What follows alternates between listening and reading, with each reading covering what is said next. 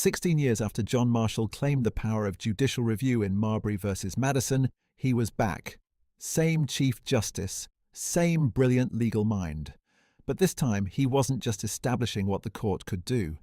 He was defining the very nature of American government itself. The question before him was deceptively simple. Can Congress create a national bank? But buried in that question was something far more profound. What kind of country is America? A loose confederation of sovereign states, each jealously guarding its independence, or a unified nation with a powerful federal government capable of acting decisively? Marshall's answer in McCulloch versus Maryland would shape the next 2 centuries of American history. It would enable the modern federal government as we know it, with all its power, all its reach, and all its controversy. Some call it the greatest Supreme Court decision ever written. Others call it the moment the court betrayed the Constitution and set America on a path towards centralized government the founders never intended. Let's find out which view is right. Or maybe, just maybe, they're both right. Act 1. The bank nobody wanted. It's 1816 and America is recovering from the War of 1812. The economy is a mess. State-chartered banks are printing currency like it's going out of style, causing rampant inflation and financial instability. Something needs to be done. Congress's solution? Create the second bank of the United States, a powerful national bank that could stabilize currency, make loans, and bring order to American finance. But here's the problem. A lot of people hate this idea. Why? Well, this isn't the first time Congress tried this. Back in 1791, Treasury Secretary Alexander Hamilton proposed the first bank of the United States. It immediately sparked a constitutional crisis. Alexander Hamilton and the Federalists said, "Of course Congress can create a bank. It's necessary and proper for executing fiscal powers like taxation and borrowing. The Constitution gives Congress flexibility to choose the means to achieve constitutional ends." Thomas Jefferson and James Madison, leaders of the Democratic Republicans, said, "Show me where the Constitution says Congress can create a bank. You can't, because it doesn't." If the founders wanted Congress to have that power, they would have written it down. This is unconstitutional federal overreach. Hamilton's view won, barely. The first bank was created. It operated for 20 years and then Congress let its charter expire in 1811. Fast forward to 1816. Despite all the earlier controversy, Congress decides to try again. The second bank of the United States is born. And almost immediately, the states start plotting how to kill it. Act 2. Maryland's power play. The second bank opens a branch in Baltimore, Maryland, and the state of Maryland is not happy. Think about it from Maryland's perspective. You've got state-chartered banks operating in your state, subject to your laws, paying your taxes. They're local. They answer to you. Then along comes this federal bank. It's competing with your state banks for deposits and loans. It's not playing by your rules, and it's not paying you a dime in taxes. Maryland's response? If you won't pay voluntarily, we'll make you. In 1818, the Maryland legislature passes a law. Any bank operating in Maryland that isn't chartered by the state legislature has to pay an annual tax. The amount? $15,000, a massive sum designed to cripple the Baltimore branch of the federal bank. The message is clear. Pay up or get out. James McCulloch, the head cashier of the Baltimore branch, refuses to pay. It's a federal institution, he argues. Maryland has no authority over it. Maryland sues McCulloch to collect the tax. And suddenly, this local tax dispute becomes a constitutional showdown. 2 questions are heading to the Supreme Court. Question 1. Does Congress even have the power to create a national bank? The Constitution doesn't explicitly say so. Question 2. If the bank is constitutional, can Maryland tax it? Can a state interfere with a federal institution? The answers would define American federalism forever. Act 3. The stakes. Let's pause and understand what's really at stake here. This isn't just about a bank. It's about the fundamental structure of American government. If Maryland wins, states can tax and potentially destroy federal institutions. Federal government power is severely limited. States have effective veto power over federal policy. America remains a loose confederation of semi-independent states. If the bank wins, federal government has implied powers beyond what's explicitly written in the Constitution. States cannot interfere with legitimate federal operations. Federal supremacy is established. America becomes a truly national government. Both sides know this. That's why Maryland hired the best lawyers in the country. That's why this case is argued for 9 days before the Supreme Court, an eternity for oral arguments. And that's why everyone is watching to see what John Marshall will do. Act 4. Marshall's masterstroke. On March 6, 1819, Chief Justice John Marshall delivers the court's opinion. It's unanimous. 7 justices, 1 voice, and it's a legal masterpiece. Marshall divides the opinion into 2 parts, answering each question in turn. Let's walk through his reasoning, because this is where the scholarly brilliance happens. Act 5. The Legal Architecture. Part 1. Congressional Power. Question 1. Can Congress create a national bank? Maryland's argument is straightforward. The Constitution lists Congress's powers in Article 1, Section 8. Creating banks isn't on that list. Therefore, Congress can't do it. Simple as that. Marshall's response? Not so fast. Step 1. The nature of the Constitution. Marshall begins with first principles. Where does the Constitution come from? Maryland argues it's a compact between sovereign states. Therefore, it should be interpreted narrowly to preserve state power. Marshall rejects this. He writes, "The government of the Union is emphatically and truly a government of the people. In form and in substance, it emanates from them. Its powers are granted by them and are to be exercised directly on them and for their benefit." Translation. The Constitution comes from we the people, not from the states. The federal government represents all Americans, not state governments. This matters because it means the Constitution should be interpreted to empower effective national governance, not to preserve state sovereignty. Step 2. How to read the necessary and proper clause. Now comes the heart of the matter. Article 1, Section 8 gives Congress specific powers: collect taxes, borrow money, regulate commerce, raise armies, etc. Then it adds, Congress shall have power to make all laws which shall be necessary and proper for carrying into execution the foregoing powers. The whole case turns on one word: necessary. Maryland's interpretation: necessary means absolutely essential, indispensable, can't function without it, necessary. Congress can only pass laws that are strictly required to execute enumerated powers. Anything beyond that is unconstitutional. A national bank? Nice to have maybe, but not necessary. Marshall's interpretation: necessary doesn't mean only one thing is permitted. It means useful, appropriate, conducive to achieving constitutional ends.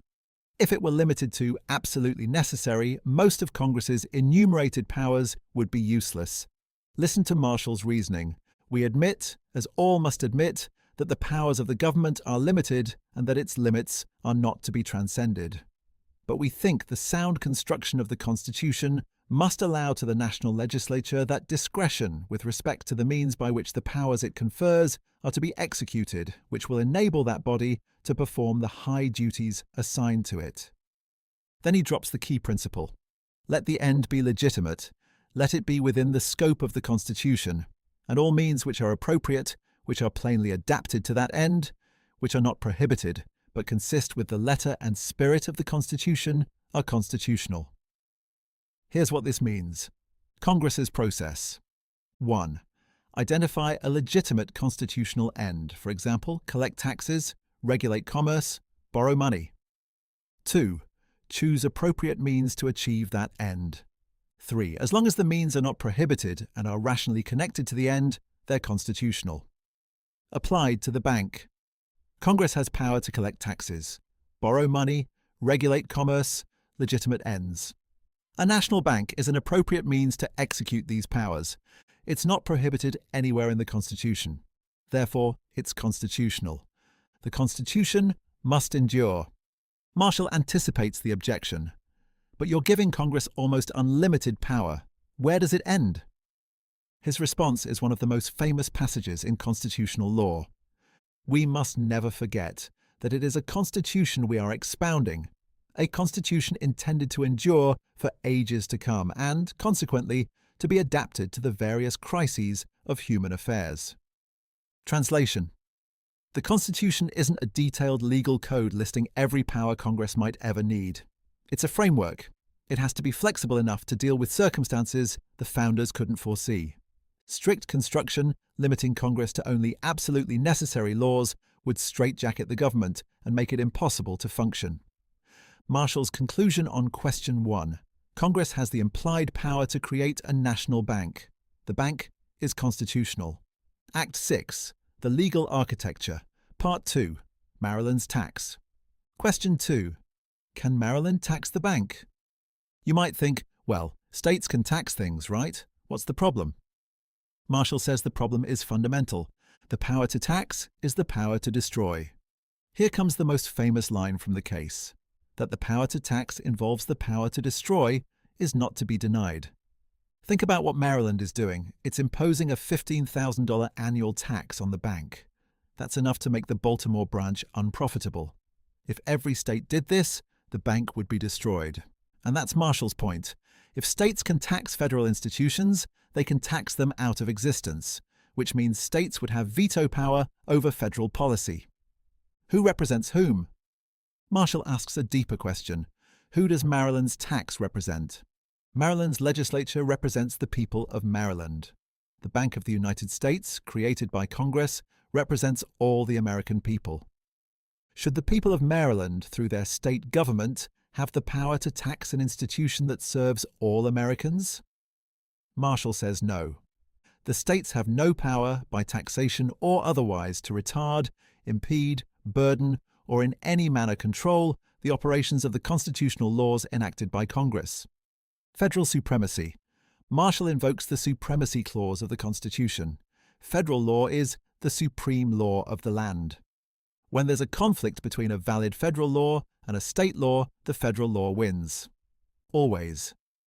Maryland's tax conflicts with the federal bank's operations. The tax must fall. Marshall's conclusion on Question 2. Maryland's tax is unconstitutional. States cannot tax or interfere with federal institutions. The complete ruling. Marshall has delivered a double victory for federal power. 1. Congress has implied powers through the necessary and proper clause. 2. States cannot interfere with valid federal operations. The consequences are staggering. This decision doesn't just uphold one bank. It establishes the constitutional architecture for a powerful federal government that can adapt, grow, and operate without state interference. American federalism just shifted dramatically towards centralized national power. Act 7. The Federalist Case. Why McCulloch was right. Now let's step back and analyze this decision from both perspectives. First, the Federalist view, the argument that Marshall got it right. The practicality argument. Imagine if Marshall ruled the other way. If necessary means absolutely essential, Congress is paralyzed. Need to create an army? The Constitution says you can, but can you buy guns? That's not explicitly mentioned. Can you create military training facilities? Not in the Constitution. Can you establish a chain of command? Where does it say that? You see the problem. Strict construction makes government unworkable. The founders couldn't possibly enumerate every power Congress might need. The necessary and proper clause exists precisely to give Congress flexibility. Marshall's broad interpretation makes the Constitution functional. The national unity argument. The founders fought a revolution to escape being a collection of weak, squabbling colonies under a distant power. They tried the Articles of Confederation, a weak central government with strong states.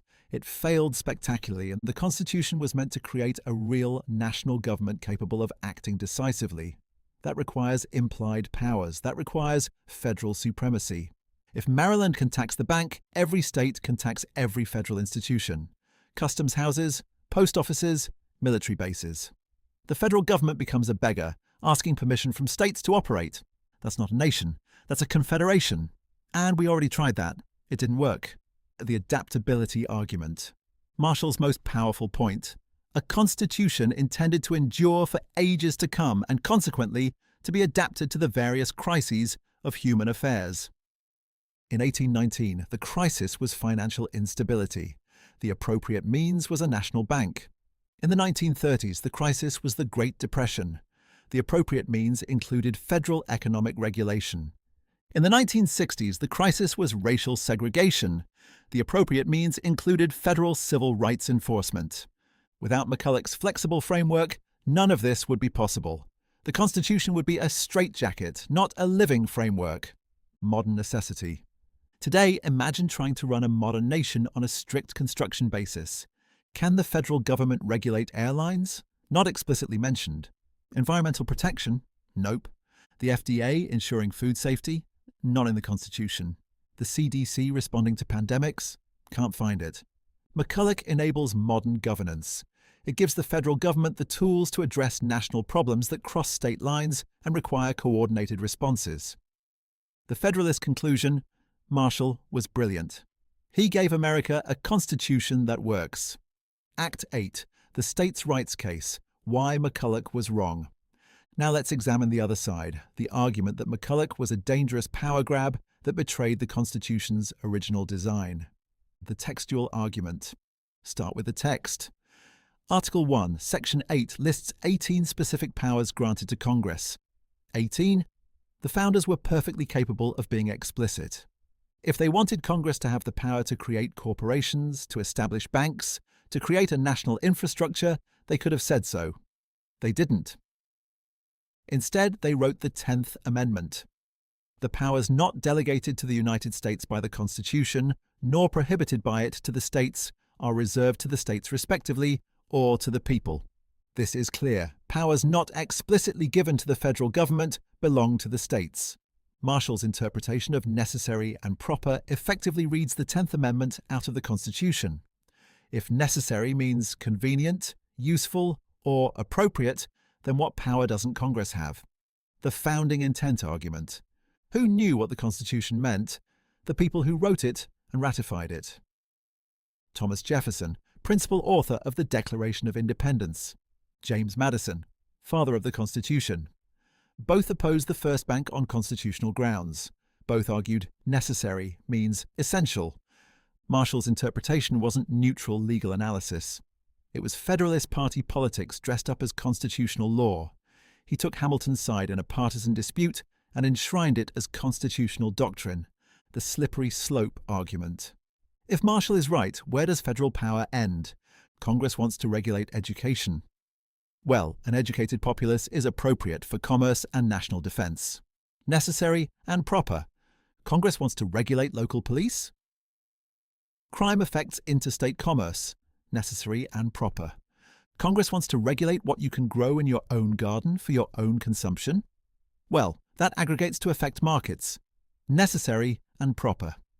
By the way, that last one actually happened, Wickard versus Filburn, in 1942. A farmer grew wheat for his own use, never sold it, and the Supreme Court said Congress could regulate it anyway because of McCulloch's logic. There's no limiting principle. McCulloch opens the door to unlimited federal power. The federalism argument. The founders created a federal system, divided sovereignty between national and state governments, for good reasons. States are closer to the people. They understand local conditions. They can experiment with different solutions.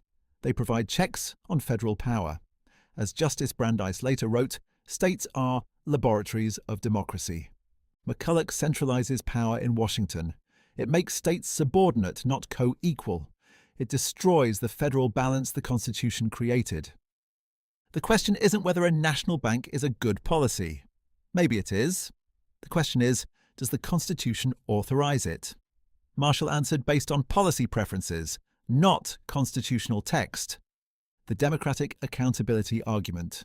Federal power is distant power. The more authority concentrates in Washington, the further government gets from the people. State governments are accountable to local voters. Federal bureaucrats in Washington? Not so much. McCulloch enabled the growth of a massive federal administrative state, agencies and departments and bureaus making rules that affect millions, run by unelected officials, barely accountable to anyone. Is that what the founders intended, or did they envision a limited federal government handling only truly national matters, with most governance happening at the state level? The tax argument. Even if you accept that Congress can create a bank, why can't Maryland tax it? Maryland taxes other corporations operating in Maryland. Why is the federal bank special? Marshall says it represents all the people, but so does every federal law. Does that mean states can't tax anything with any federal connection? Marshall's power to tax is the power to destroy line is catchy, but states have legitimate revenue needs. Maryland wasn't trying to destroy the bank. It was trying to tax a wealthy corporation operating within its borders, just like it taxed state banks. Marshall's ruling didn't just protect the bank, it created a broad immunity for federal operations from state taxation, even when the tax is reasonable and non-discriminatory. The modern critique. Today we live with the consequences of McCulloch, a federal government that regulates healthcare, education, criminal law, family law, areas traditionally handled by states. A commerce clause so broadly interpreted that growing wheat on your own farm for your own consumption counts as interstate commerce. Federal spending that comes with strings attached, coercing states to adopt federal policies or lose funding. A 10th Amendment that's essentially a dead letter. Supporters of limited government and federalism argue this all traces back to McCulloch. Marshall's necessary and proper became anything we want. The states' rights conclusion, McCulloch was wrong. It betrayed the Constitution's text, violated the founders' intent, and set America on a path towards centralized power the framers never envisioned. Act 9. The verdict history rendered. So who was right? Marshall's Federalists or Maryland's states' rights advocates? Well, Marshall's view won legally. His opinion is still good law, it's the foundation for the modern federal government. But the states' rights critique never went away. Immediate backlash. Virginia and other states passed resolutions condemning McCulloch. They called it judicial usurpation, unelected judges rewriting the Constitution. President Andrew Jackson explicitly rejected McCulloch's reasoning when he vetoed the re-charter of the Second Bank in 1832. Jackson argued that each branch, including the president, can interpret the Constitution independently. The court's opinion, he said, binds only the case before it, not the political branches. Jackson won. The Second Bank died in the 1830s, so in a sense Maryland's position prevailed politically, even though it lost legally. Long-term impact. McCulloch became the foundation for the New Deal, federal economic regulation in the 1930s. The Civil Rights Act, federal anti-discrimination laws in the 1960s. The modern administrative state, EPA, FDA, SEC, etc. Federal involvement in education, healthcare, criminal justice. Every expansion of federal power cites McCulloch. Every criticism of federal overreach condemns it. The debate continues. In 2012, the Supreme Court decided NFIB versus Sebelius, the Obamacare case. The question, can Congress require people to buy health insurance? Supporters said, of course, it's necessary and proper for regulating healthcare markets. McCulloch says Congress has discretion in choosing means. Opponents said this is exactly why McCulloch was wrong. There's no limiting principle. If Congress can force you to buy insurance, what can't it do? The court split 5-4. McCulloch's framework was still being argued nearly 200 years later. Act 10. The question that won't die. Here's what makes McCulloch so fascinating and so frustrating. Both sides have legitimate points. Yes, the federal government needs flexibility to function. Strict construction would paralyze Congress. Modern problems require national solutions. Marshall was right about that. But also, yes, there need to be limits on federal power. The 10th Amendment means something. States matter. Local control matters. The states' rights advocates were right about that too. The Constitution doesn't clearly resolve this tension. The founders themselves disagreed. Hamilton versus Jefferson, Adams versus Madison. Marshall sided with Hamilton. But that doesn't mean Hamilton was objectively correct. It means Hamilton's view won in court. The uncomfortable truth. Constitutional interpretation isn't pure legal reasoning, disconnected from politics. McCulloch reflected Marshall's federalist politics. Decisions upholding New Deal programs reflected a political judgment that economic crisis required federal intervention. Decisions limiting federal power reflect conservative political philosophy. That doesn't make these decisions illegitimate, but it means constitutional law isn't just discovering pre-existing right answers. It's making choices with profound political consequences. What we live with. We live in McCulloch's America, a powerful federal government, supreme over the states with broad implied powers. That government ended slavery, 13th Amendment, enforced by federal power. Ended Jim Crow, federal civil rights laws. Protects the environment, EPA. Ensures food and drug safety, FDA. Provides Social Security and Medicare, but also intrudes into areas the founders never imagined federal involvement. Centralizes power far from local control. Creates an administrative state with vast unelected authority. Arguably exceeds constitutional limits regularly. Was McCulloch rightly decided? Your answer probably depends on whether you think the benefits of federal power outweigh the costs of centralization. And people have been disagreeing about that for over 200 years. Epilogue: the bank that wouldn't die. After all this drama, after establishing the most important constitutional principles of the 19th century, after redefining American federalism, the Second Bank of the United States died anyway.